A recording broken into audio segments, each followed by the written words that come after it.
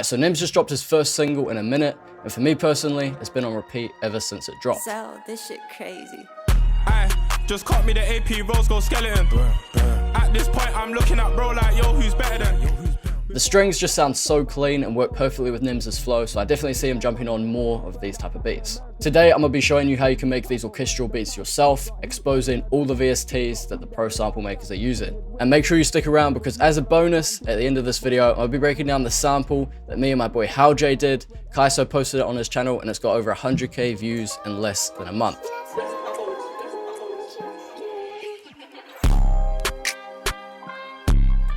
So make sure you stick around, I'll show you exactly how I made that sample. But for now, let's jump in and make this AP string inspired beat. So for these Nemz beats, you want to go anywhere between 140 and 150 BPM. I've settled on 148. Before we pull up any strings, any string VSTs or vocals, anything like that, I personally like to start with a foundation, which is obviously going to be the chords. My process for coming up with these chords was to create a foundation with this little octave, and then just click around on top and see what sounded good.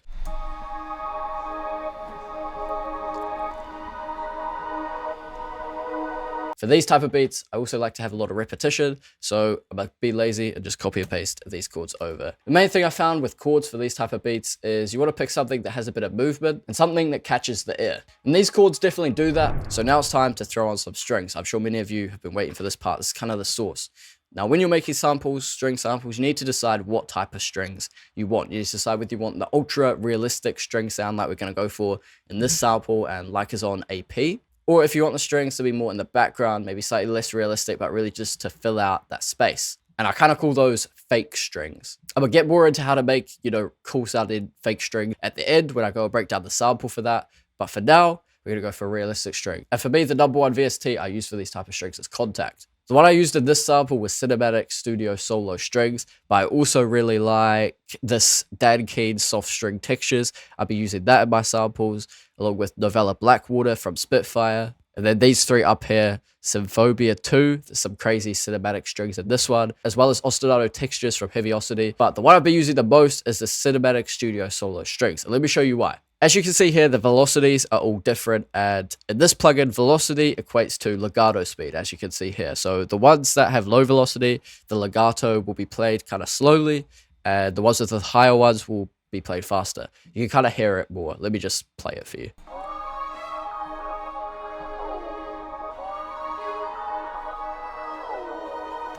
So yeah, man, that makes the strings sound super, super realistic. And believe it or not, this is with no effects. It's not even routed to an effect chain. So what I'm gonna do, I'm gonna bounce this out and add some effects. For the effects, I've gone with the Fruity Stereo Shaper on the Stereoize 3 preset, little bit of compression, and then just a little bit of reverb. I'm gonna play you the pattern and turn the effects on halfway through so I can show you how much of a difference they make.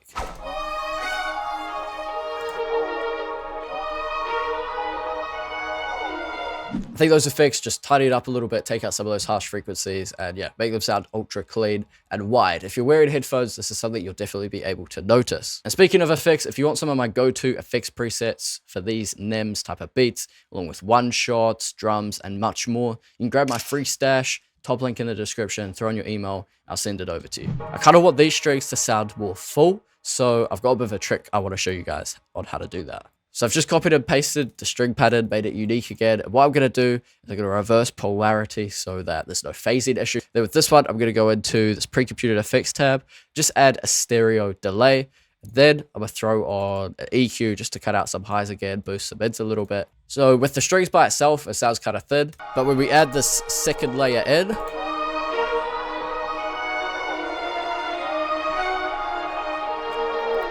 it adds a whole other level of depth and dynamism to the strings to really elevate them and take them to that next level. So yeah, but I've just arranged this loop out a little bit more, added a little drum break from Splice and some chopped up vocals from Splice. The vocals are a nice change from the strings, and the jazzy drums just kind of add that extra depth. So now I'm gonna bounce this out, bring it into a new project, and start to add some drums. So I've got the sample in, here's how I did the drums. First off, I started with the 808.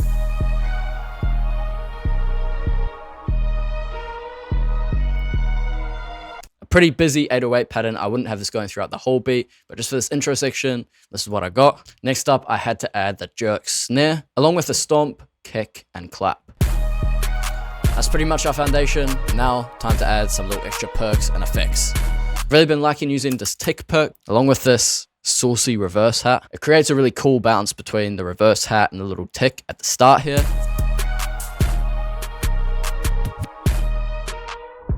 All of the drums that you hear in this beat are from my London Archives multi-kit that just dropped. Along with having the craziest UK drum stash, it's got an effect rat bank, analog lamp bank, 50 plus vocals, texture phrases, and so much more. The link for that will also be in the description. And for the next 48 hours, if you use the code AP, you'll get it 25% off. So yeah, man, with that said, I think that's the drums done for this beat. Here's how it sounded.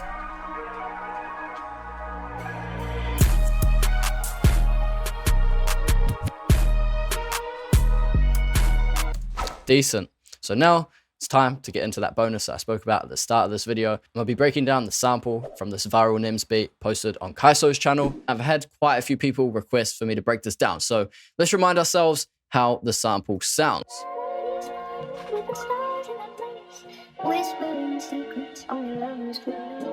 As you can hear, the sample is pretty special. I see why it did so well. I can see why so many people are asking how I made it. Unfortunately, when I tried to load up the original FLP with all the MIDI and stuff, it was just bugging out and wasn't working. So we're gonna break it down like this. I'm gonna still show you guys the VSTs and stuff that I used and walk you through it. And the crazy thing about this sample is that it only has 4 layers. It has this piano, the strings, the vocal, and the sax. So first, let's talk about the piano. The piano I used for both of these layers is a crazy piano from Contact. It's called Piano in Blue. And bro, if you see any piano that looks like this, you already know it's gonna be fire. I just sat down on my MIDI keyboard, played out some jazzy chords with a few little runs in between. So that sounds like this.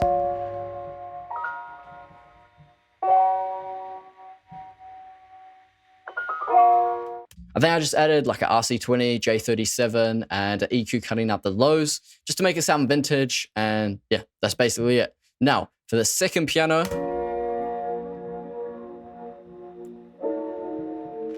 you can hear it sounds a lot more washed out. That's because I added a reverb. And I played the exact same chords just with slightly different voicings, and I added a couple notes towards the end here to build some tension.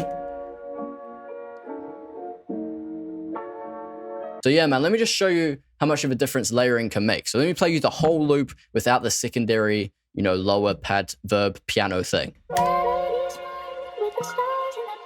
The loop just sounds empty and honestly incomplete, but when we add this back, that lower layer really fills it out. And the same goes if we take away this top layer that's kind of more of the impact. It just doesn't quite hit the same. Now, with that said, layering isn't a cheat code. You have to layer stuff strategically. I lift the highs for this one, lift the lows for this one so that they're not clashing. They both serve their purpose. And yeah, man, let me just move on to the strings where I layered once again. The first thing I did was pull in the string layer from my boy Halj, which sounds like this. It takes a minute to build up and it's quite quiet. So that's when I went into Omnisphere. Now, Omnisphere isn't a plugin that you typically associate with strings. And this Omnisphere patch isn't realistic strings. It's just a synth which kind of sounds like strings. And as I mentioned earlier in the video, this is what I call fake strings. And these often work better for just adding that fullness and getting that string sound in the background without realistic strings. If you use realistic strings but try and put them in the background, it can often just sound weird. It can sound like a solo violin. A solo violin is supposed to be, you know, the centerpiece. Whereas for this, I kind of wanted it to be in the background, be a layer. So yeah, man, if I play it without that Omnisphere layer, once again, it just doesn't have that impact. So with this Omnisphere layer on, it's one of those things that's felt more than heard, but trust me, as you can hear, it makes a difference. And that's the main source behind the loop. Loop this vocal is honestly crazy, and I can't remember where I got it. I wish I could.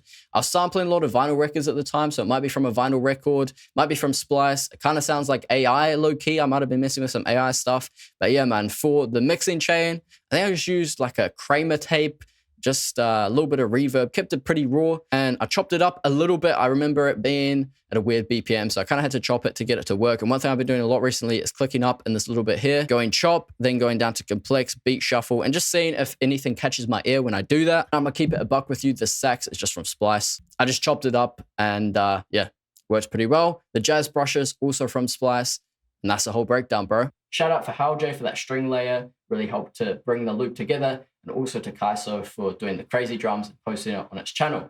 And shout out to you as well for watching the video to this point. I think my mic just cut out, so I guess that's time to end the video.